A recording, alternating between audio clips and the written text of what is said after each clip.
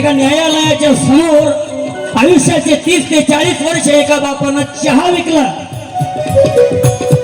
त्याच्या पोरींना शिकवलं. त्याच कोर्टात त्या चाय विकणाऱ्याची मुलगी न्यायाधीश झाली. किती अभिमानास्पद बाब असेल त्या बापाला. ते आहे दरवाजे केले फुले शिक्षणाच्या भावनाचे,